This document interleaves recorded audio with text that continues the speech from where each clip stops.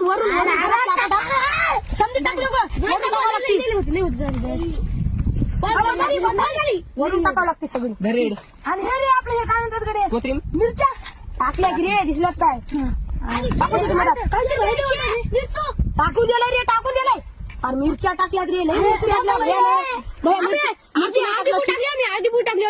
होतं तिकट बघा तुम्ही झरझर करायचे झरझर करा